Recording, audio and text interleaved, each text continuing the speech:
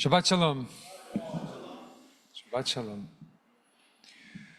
When I was in my mid-20s, I just graduated journalism school in Montreal and began there a really difficult period for myself. Very, very unhappy with all of life, all my relationships, the place I was living.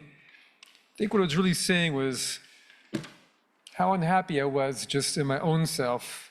And then I had this very challenging year. I'd been offered this very prestigious internship with a major newspaper, and I turned it down. I know every other young journalist would have taken it up, but I wanted to make documentary films.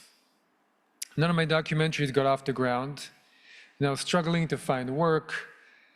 And I just felt like all the ways I'd been used to living, that had been with me since I was a teenage years, were no longer working for me, no longer relevant.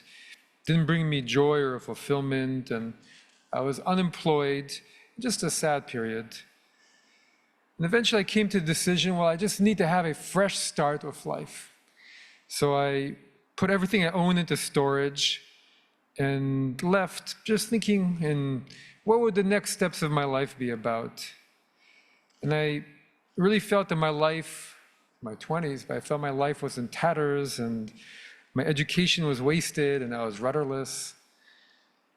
And over a few years, I thought and struggled and explored many different options. I tried making documentary films in Nepal, where my brother was working. I taught English to the Nepalese teachers. I explored fascinating subjects as an investigative reporter spanning countries. None of it was working. Then one day, while still in Nepal, I've been charged with taking a group of Israeli backpackers and teaching them about the differences between our religion, Judaism, and the religions of the East.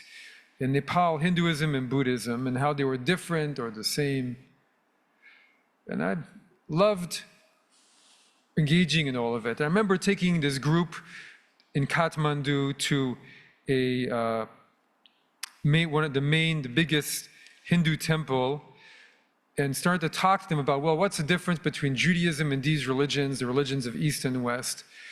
And next to us, listening, was a Hindu sadhu, a wandering monk, nearly naked, completely covered in ash with marks all over, colored marks in different places, and his hair was in dreadlocks. And he was listening to what I was saying and nodding the whole time. And I thought, if he thinks what I'm saying is good, then it must be okay. And I think he must have been an educated sadhu who spoke English, as many Indians do. And so other moments happened. And eventually the head of the organization I was working with said to me, "You're going to be following your father to the rabbinate." And I said, "That will never, ever happen." He said, "But you have the heart for it." And so I spent a year in Israel, where I continued to work as a journalist, and I explored Judaism and exploring rabbinical schools, and the Ziegler School in Los Angeles, which I applied to because someone recommended it, offered me a full scholarship. And so over a few weeks, I thought, well, here's this huge commitment, and is this huge commitment moving to a country I've never lived in and barely visited, maybe once in my whole life, United States. Was this really going to be my future? Is this right for me? Now here I am, many years later, lived here longer than any other country I've ever lived.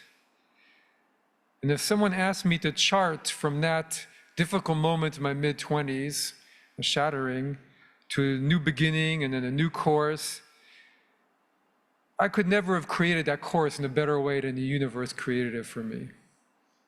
All the threads, inner and outer, the ones that had to be cut and the ones that had to be merged onto the old ones and the new ones that had to come in, I could have never imagined a better way than the way it happened. And looking from the other side, it feels very clear, okay, that's what happened and it all worked out perfectly. But going through it, I had no idea that this is what was happening, and I really no idea where it would end up and what kind of employment I would take up and what it would look like and if I'd make a living or not through it and what direction it would all take. And this journey that so many of us experience in different parts of our lives, these poles of experience going through destruction to rebirth, it's really at the heart of how Judaism views what it means to be a human being in this very world, as individuals and as a nation. And of course, it is evidenced by this period of the calendar that we're in, the 3 weeks.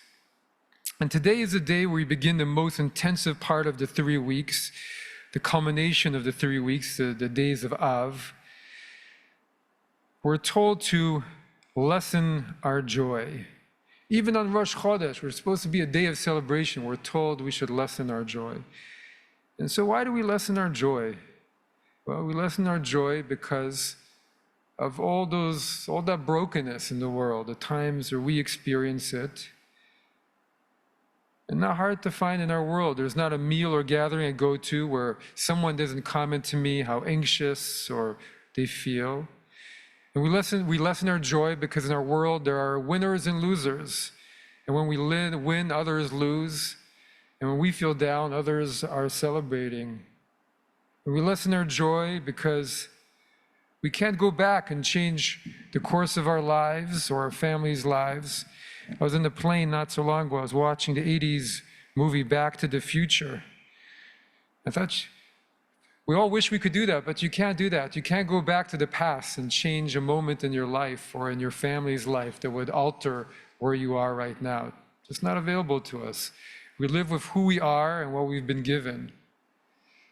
And we lessen our joy because every single one of us has to face loss and illness and our own shortcomings. And as Jews, our tradition does not want us to bury our heads from that reality. And the truth is, even if we wanted to, our history seems to keep bringing it back again and again and again to remind us that this is the world we live in. And most of it really comes from human beings and our own narrowness, our ideological narrowness, our being sure that we are right. Those places that we get driven astray by power and greed, mistrust of others, raging at those we believe are so wrong. And yet, despite all of it, this period also is there to remind us that rebirth almost always is possible. And we've experienced it probably the most grandest way across 2,000 years after the most unimaginable destruction and exile from our land. And the Romans were very good at this. They were masters at creating destruction. They put a lot of thought to it.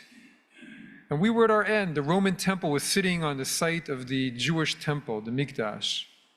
And it took a while, but we came back. And through our wanderings, we learned a lot about life and who we are.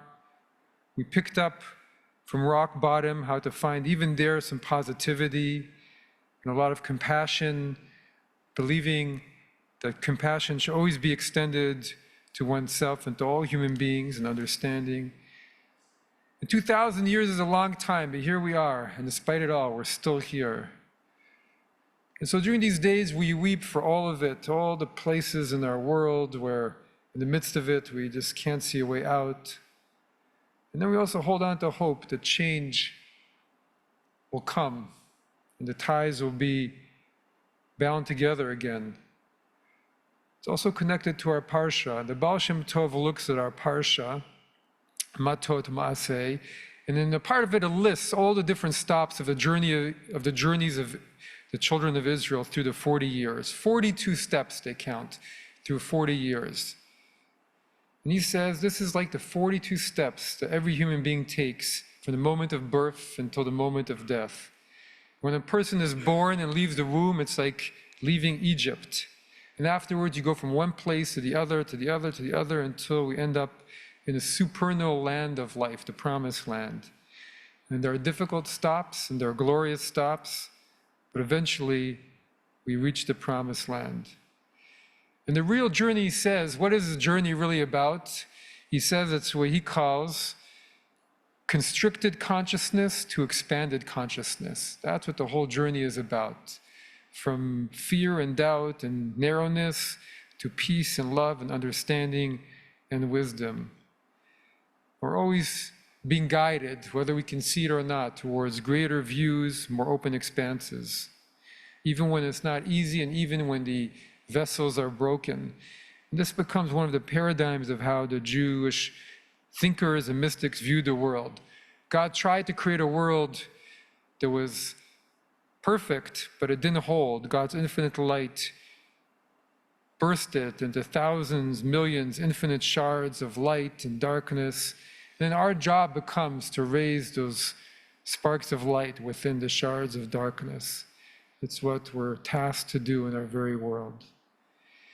And so these weeks in the end are about finding that sobriety about what it feels like to be in this world at times. But then we also, at the same time, begin to build a place within us profound and even more profound than the other of hope and of resilience. Hope at rebirth and wonder at our own rebirth and the rebirth of our people, and looking at the incredible power of God in our world to take what is broken and rebind it together in incredible, impossible to imagine, ever more vibrant and beautiful and joyful and full of color and light, until we find a new self and a new wholeness, and then we start all over again. Shabbat Shalom.